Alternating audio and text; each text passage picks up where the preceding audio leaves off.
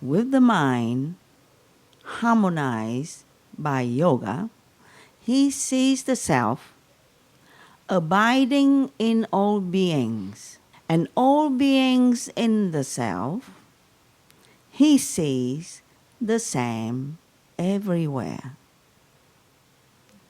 So this is the yoga relationship right here. But we are not completely aware of it. So that's a dilemma. If we function alone without considering others, then we become selfish. If we consider others and we don't consider ourselves, then we say that we are needy. We don't have the sense of self. So whoever push go which way, then we go that way, then we don't have a sense of self. That also creates problem. So what to do? So sometimes some people would do like this. They would solve the problem by being selfish and then run out and look for people and then give themselves to people, whatever. Yeah, and then go back again and become selfish again, don't care about people again. Yeah? So the back and forth kind of thing. But in this kind of situation, you don't have peace. It's still some kind of feeling incomplete and feeling not peaceful. But we are practicing, basically. There's different ways how we deal with ourselves and relationships that we are trying to find ourselves. So have some guidelines from the yoga teaching will help us to do it more consciously and more directly, so we don't get hurt and then get disillusioned and get suffering and also create suffering to others, by our sense of self. So that's the idea. So you create suffering to others by our own sense of self, and you create more joy to others, more peace, more love to others by our own relationship with our own self. Imagine. So that's what yoga and Vedanta taught, that if you're going to improve your relationship with yourself, then you will improve your relationship with others, and also that you can find yourself through others and through the love of God in others. So it comes down to the two paths that is intertwined. Is the path of we call self-inquiry. I mean, you need to ask yourself the question about who you are, yeah, and then the path of devotion, and that means that you need to love God that manifested in front of you as the people that you meet. So God is not up there in the sky, or in our imagination. Yeah? God is right in front of you in the forms of people that you meet. The relationships that you entertain is a relationship. It's a divine relationship, in fact. So how are you going to see that? Instead of seeing this is me, this is mine, and all the problem relationship of possessions, this is mine, or of jealousy, why you don't love me 100%, you love the other person 1%, that's not good enough, that's not good. So jealousy, envy, why he or she has this and I don't have that, of comparison, I'm superior than you, you're inferior than me, of abuse, Yeah, that if I take from you, that I become bigger. I don't care about how you think or feel. I just think of myself. Um, of dependency. Yeah, dependency means what we call dependent relationship is when you submit yourself, yeah, by your own emotions and your own ego, yeah, to somebody else's emotions and ego. So that is not enlightened relationship neither. Yeah, when you're tied like this, yeah. Two egos tied together will make a bigger ego. Two ego tied together doesn't give you liberation or freedom. Make you have a sense of strength, yeah, because you tied together. So then you feel that you're not alone and you're stronger. You know, me and you against the world. But that also doesn't work. Yeah. So what else? Loneliness, isolation. This is another problem right there. Loneliness, isolation. That means, you know, I don't know, the world is so big and other people are so scaring, you know, and I feel already hurt from before, so I'm going to close myself up and I'm going to be living in my own world. Called isolation. And from isolation come a lot of problems. We just have the whole talk a few days ago about addiction, you know, how it stems from this sense of isolation. You know, me alone against the world. Nobody care about me, and I'm alone. See, so this is a terrible kind of feeling. Loneliness. So the fear of loneliness makes us, you know, go and act out in any kind of relationship.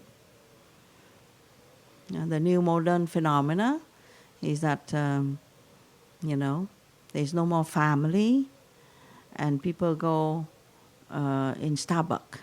That's a new family.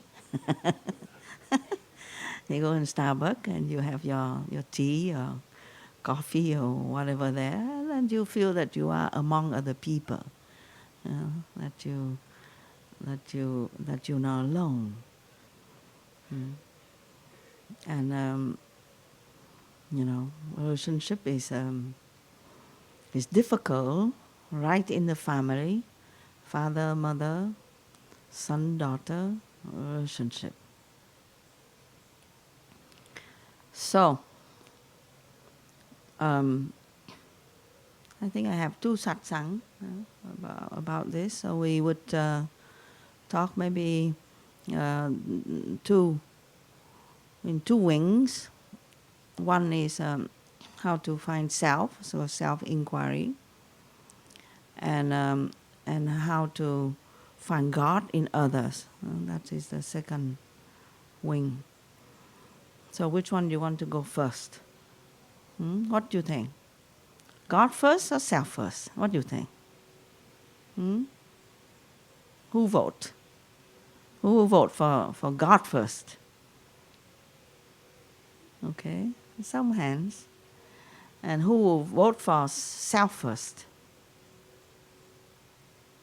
Less hands. And the silent majority. Neither God, neither self. You're in trouble.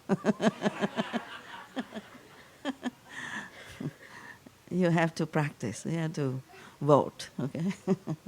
Because every day, that's what you are. You know? You are in a relationship with others. You out, you meet with somebody. So who's that person? Huh? Is God or self? You have to decide. Huh? Because you have to practice. It is said that we have to practice. Pardon? Yeah. The God and self are not separate, but you have to practice. You can say like that, but you have to practice. You have to practice, this is God, and this is my own self. Then from there, you will realize that God and self are one, but not before. Before that, you just talk about that. You have to practice. So how are you going to practice? So, the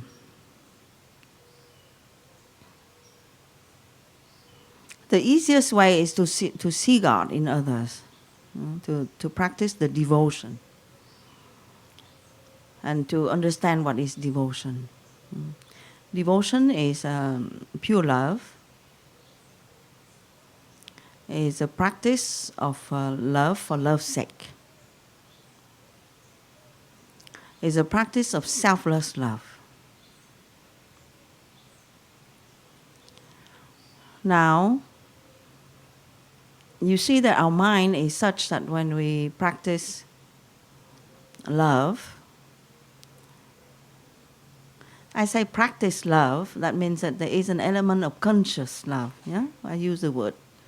Clearly I use the word practice love. I didn't say, fall in love. Sorry. Because the problem is like this, we are like completely victim to these emotions, So we fall in love, we fall out of love, and we hurt ourselves, and the whole thing. So why not think about it and understand what to do before you fall in and fall out and have bump, So you practice love. It's genuine, Sometimes we are so afraid of love, that we don't want even to think about this because it's so scaring, So what we call a repressed love, So you walk around and you overuse your intellect because you are so afraid of love, so that you just use intellect for everything. You analyze. You met people like this, yeah?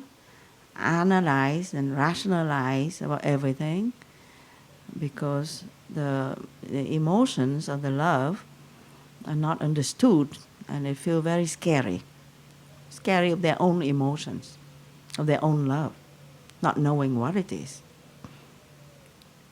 So that is a problem when you overuse the intellect. Yeah. So that's why Sri Krishna say like this. He say harmonize. The mind need to be harmonized by yoga. So it's not too much left brain and too much right brain. That's what we practice Hatha Yoga, so that it become balanced. So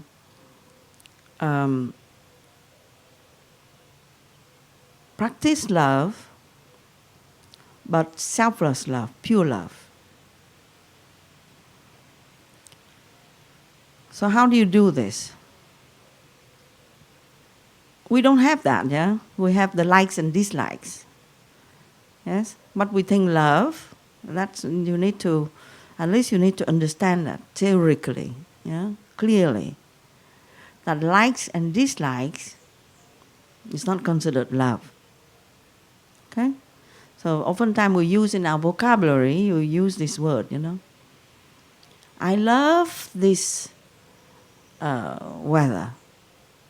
I love this shirt. Yeah? I love this person I just met. How can you love a person you just met? You will say love at first sight or something. Fall in love at first sight. You need to, unless you are already a very advanced person, then you can talk about love. Otherwise it's some kind of, it can be some kind of fantasy. We said emotions or imagination. And this, the romance. Okay, so don't throw bad tomato to me. Okay, I'm just telling the best I can, the teaching. You know, it might destroy your illusions. I'm sorry about that. You know, when you talk about against romance, oh my God, you know, what's left? You know, if you don't have romance, life would be very boring. You would say, you know, well, it's not like that. You know? The yoga teaching is not like that. It says no. You can go on the divine romance. It's okay. But you have to understand what is the divine romance, you know. That's not that easy.